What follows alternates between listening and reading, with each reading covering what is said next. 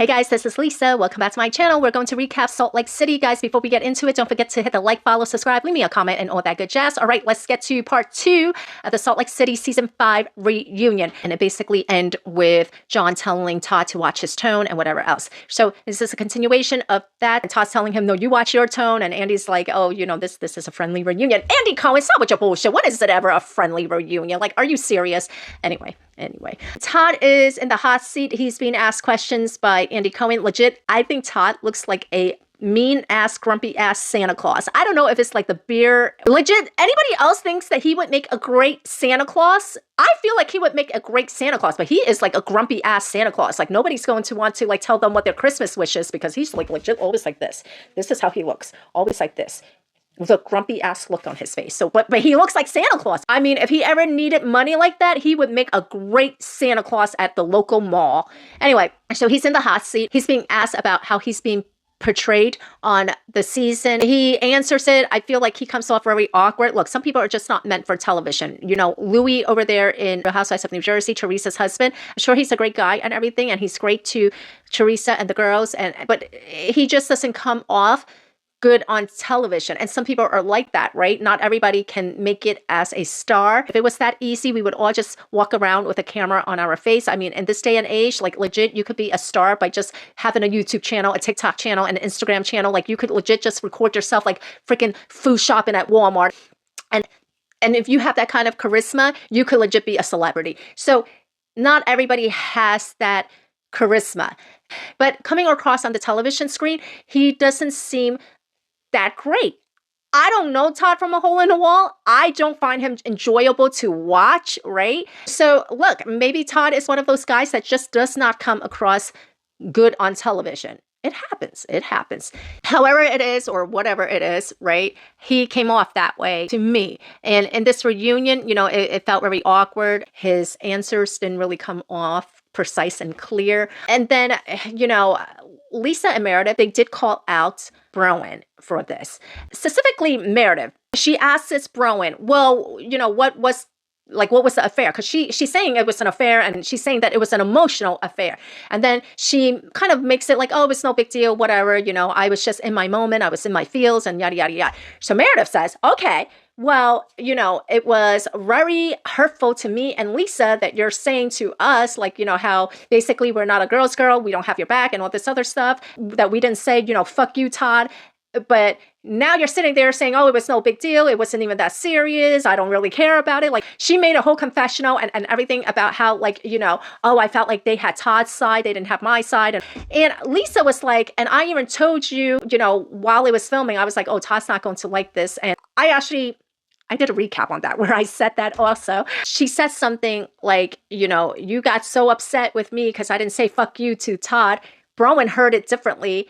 Bronwyn thought that Lisa said that she wanted to fuck Todd, and that's not what Lisa said. What Lisa said was, you got upset with me because I didn't say fuck you to Todd. And that's what she wanted them to do, right? I don't know what the fuck's going on with Bronwyn. I kind of feel like Bronwyn is kind of like trauma dumping a little bit. I don't know if it's a trauma dumping, but I kind of feel like her and Whitney, they jive really well. I feel like her and Whitney kind of have like the same personality, the same persona, because it was like, you're getting so upset. You made a whole entire confessional out of it and yada, yada, yada, because you could have switched up your confessional. You could have said something else when you were watching that scene back. When they do the confessional, they get played the clips of what is being talked about.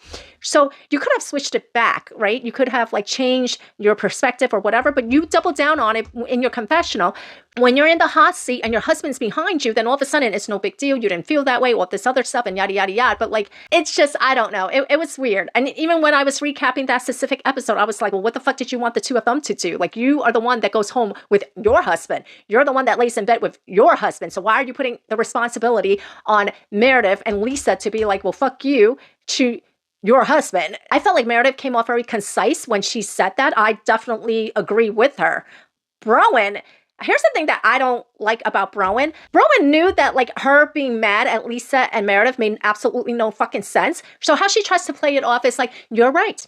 You're right. You know, I agree with you. I was in my feeling at the moment. And she's saying all of that, but I've also noticed that that is like her persona whenever she gets called out for being a messy ass drama queen. She'll say stuff like, you're absolutely right. I see it from your perspective. She does that a lot. Watch the season. She tries to have this like poised, cool, collective, calm, whatever, when she gets called out for her bullshit. And I felt like this was what happened too. When Meredith called her out for it, it was like, oh, you made such a big deal about it. And now you're saying like, oh, it was no big deal. It wasn't even an affair. It was an emotional affair. And she said, you're absolutely right. You're right. I did do that. I did say that. Like, it's kind of like patronizing somebody, right? Like Mary talking about Robert Jr. Now, I said in my original assessment that I didn't like that Mary was saying to her son, Robert Jr., like, how is this going to affect me? Think about how this is going to affect me. Because I felt like it was like her being selfish. Like, this is your son talking about, whatever. She kept saying in that scene, I want you to think about how this is going to affect me. How is this going to affect me if you do this and all this other stuff? And I didn't like that. But watching this, and what she said at the reunion was that she knew that something was going on with Robert Jr., and they decided that they were going to talk about it on camera.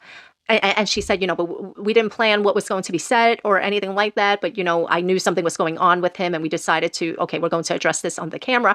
She tells Andy Cohen that she was completely shocked that, she said, he lives in my home. We're very close. And this came as such a shock to me. The flashback that they play is when Mary is confiding in Angie about Robert Jr.'s addiction.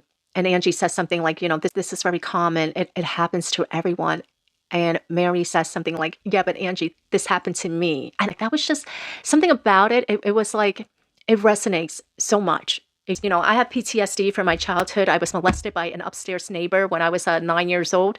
And, some of the things that I hear in therapy, which, by the way, guys, I've lived in like 8 different states. So I have like, at least 8 different therapists. But during therapy, sometimes I'm being told that like, oh, this is actually very common, or, believe it or not, the statistics shows that blah, blah, blah, blah, blah, blah. But you still feel like, I don't care what the statistics says. I don't care how common it is because like it happened to me. And it's like, you're kind of like in disbelief that it happened to you. And I felt when Mary said, yeah, but Angie, this happened to me. I don't know why, but like that just resonated so much with me. Her explaining to Andy Cohen that, I knew something was wrong with Robert Jr. and her saying that, it did change my mind. Because I said in my original recap, I was like, I just felt it was really weird because all of a sudden, like, you don't notice a Bravo camera there. Like, there was something off about it. But her explaining it a little bit further, it does change my perspective of it. And then Andy Cohen asks her, how long was he in rehab? So he was in there for a month. She says that he goes to like, AA, NA meetings and is doing good. What I really loved was when she said that she always wanted Robert Jr. to be able to come to her, that he would be able to come to her without judgment. And she said that, I didn't want him to have the childhood that I had. I was like the only Black girl in my class. So whenever they showed like movies about slaves or anything, or the whole entire class would turn around and look at me. And she said that she moved to New York City for 8 years so that Robert Jr. could have like the best education, the best diverse education. I definitely understand what she's talking about because my children go through that right now. I went to school in New York City. I mean, you're not going to see any more diversity than a public school in New York City. But my children, they more or less basically have went to school in the Midwest. Now they're going to school in the deep red South. So, I mean, take that for what it is. But for the majority of their education, they've been in school in the Midwest. And there is not a lot of diversity in the Midwest or in the deep South, but anyway, so her saying that also kind of resonated a lot with me. Andy Cohen actually says to Mary, we have seen a 180 from the Mary that we have seen in previous seasons. A lot of viewers says that you were more engaging, that you were more open and all this other stuff. So everyone agreed. Mary says something like, the reason why she's more engaging and open this season is because she finally feels like she has a friend, and she's talking about Angie. Meredith seems really hurt by that. They pan over to Meredith. And Meredith and Mary, they talk it out. And, she tells Mary like how that hurt her and whatever, because she felt like, in all of like the previous season that she was really the only one that kind of stood by Mary. And they are able to work it out.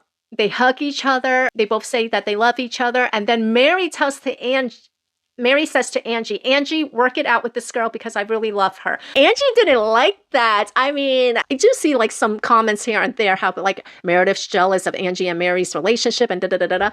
No, I actually think the jealousy is Angie. I think Angie, like that look, oh my goodness. When Mary and Meredith hugged and Angie and Mary is telling Angie, and she's just saying it jokingly, But the look on Angie's face, oh, that was not a happy look. That is not somebody who wants the three of them to be friends. That is somebody who is very territorial of her friendship, etc. And to some extent, I feel like if you're on a show like The Real Housewives, on any franchise, you kind of get territorial of the relationships and the friendships and whatever. Something else that gets mentioned is like Whitney and her father. Guys, I already told you why her father is like not talking to her. I do believe what I was told. I already said this in my last recap, that the father wanted monetary compensation. Whitney and Justin did not want to pay him any money. So he was just like, well, fuck you, I'm not filming anymore. Yes, he does have an addiction problem. That is 100% true. He is an addict with addiction problems. But he would have still filmed with them, and they would have still been able to keep up the whole, storyline arc that was hers from season 1 and 2. But the dad wanted monetary compensation. He wasn't getting anything from Bravo, and Justin and Whitney didn't want to give him any money. They talk a little bit about the whole threesome thing. Whitney says something like she wants to burn it with Lisa Barlow. Here's the thing though. Here's why it's not genuine. I said I think Whitney is jealous of Lisa and John's marriage. That's why she's always trying to find something wrong with it. Because if this was just like the first thing, then it's like, oh, all right, whatever. Maybe they could move on from it. But she has said that Lisa gives blowjobs for jazz tickets. She also says Lisa does sexual favors for her tequila brand. Now is that Lisa and John are doing threesomes or whatever the fuck it is that they're doing. So I feel like it's Whitney, and I feel like it's Whitney and Justin that are all those things that she accuses Lisa of, but it's a deflection from her own marriage. And the reason why I say that is because, like, look, Justin legit was cheating on his wife when he got with Whitney. Justin was Whitney's boss, right? And she, like, legit was basically, like, she was giving him blowjobs and handjobs and whatever. Like, she was basically his mistress, right? I feel like she needs to find something with Lisa and John's marriage, because it's a deflection from her own marriage. And it's like, oh, well, she's cheating on him or whatever. But like, legit, your husband, you were the other woman. You knew the man was married. If anybody is a cheater, it's you, Whitney. Is you. And that was the crazy part, because she's sitting there and she's saying like, oh, well, maybe it's triggering for them because they've both been, she's talking about Lisa and Meredith because they didn't tell Todd to go fuck himself when Bronwyn was doing whatever the fuck she was doing. And she says, well, maybe it's triggering for them because they've both been accused of being cheaters. But Whitney, you and your husband legit were the cheaters. You guys were the cheaters. Whitney was married. Justin was married. You guys are having like some workplace affair. So it's not triggering for them. Maybe it's triggering for you because you and your husband was the cheater. And I feel like nobody ever acknowledges that. If anyone out there on that cast was like the one with the infidelities, it's Justin and Whitney. Maybe that's why somebody came up to her and was talking about threesomes. Maybe that's what they do. They probably do threesomes. You mean to tell me somebody randomly comes up to you and starts talking about threesomes? No. I mean, they probably know you guys do threesomes, that you guys are swingers, and that's why they came up to you. She starts talking about, maybe I'll lend you my ball gag. Like, legit, she wants to be like freaky like that. She's jealous of Lisa's marriage with John. I will say, John's like the best husband on the Salt Lake City franchise. And then they start talking about Lisa at the season finale, saying that, Sean does circle jerks. But like, legit though, Angie, see, this is my problem with Angie. Angie knew that was an example. She knew it was an example. And I've said this so many times. Every single time Angie gets so over the top reactive like that, I always think about that lunch at Milwaukee where she stands up. The chair was intact. It didn't move, but she wanted to be a drama queen. And what does she do? With her back foot, she kicks the chair over after she's already stood up. Watch that episode, guys. And whenever she's reactive like that, I always think of that. And I feel like it's because she's trying to look for her Teresa Giudice table flipping moment. They all are, but it's a different time era. It's a different genre now. So it's like where it was like, oh my God, superstar ratings 15 years ago. Now it's like, oh my God, what the fuck is so cringe? My problem with Angie, though, is that she knew exactly what Lisa said. Okay, she knew that it was just a comparison. She knew how she wants to sit there and says it. And this is a problem that I also have with Bronwyn, how she sits there and says, you're right, I understand. This is the same thing with Angie. She wants to come across as this cool, poised, collective person. And what she says is that you say things, she says, my daughter Electra, she went onto Instagram and there was like a Bravo churro that was like, is your dad gay? And all this other stuff, da-da-da-da-da-da. What I enjoy was that the other side of the couch was like, you do it too, Angie. And here's the thing.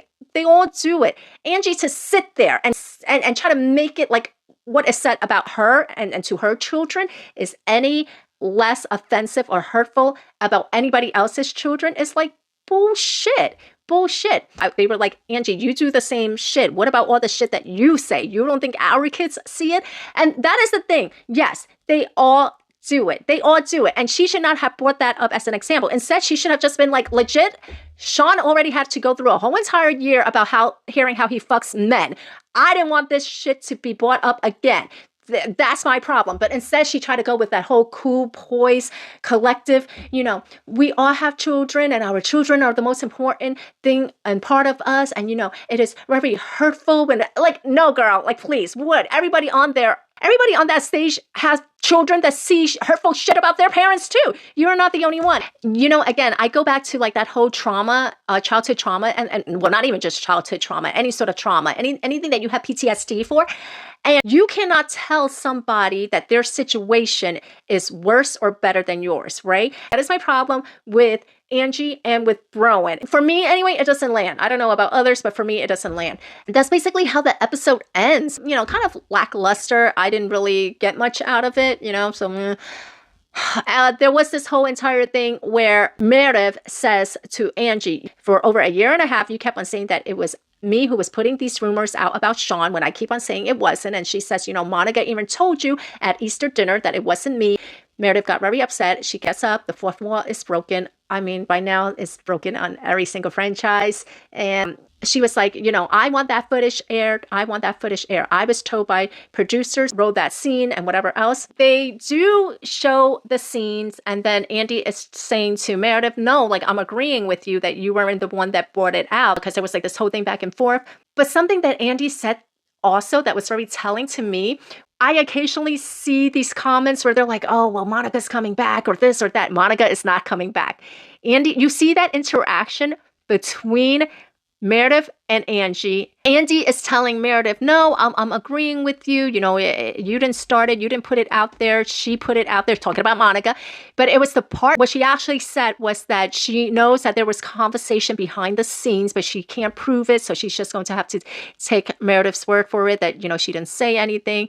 But that, Monica told her, blah, blah, blah, blah, blah. And that was when Andy Cohen says, well, you're also hearing it from somebody who's not reliable. Let me tell you, if production and the network, I mean, they all lie. Legit, every single one of them lies. They all lie to each other about having this, having that, not wanting to go here, not wanting to go there, or that they went there, or they didn't go there, whatever. Those are bullshit lies that nobody cares about. You know what I mean? When you lie to the network or to production, that is like the death wish. And him saying, well, you're also getting it from somebody who's not reliable. She lied on production and she lied on the network. Whatever it was significant enough.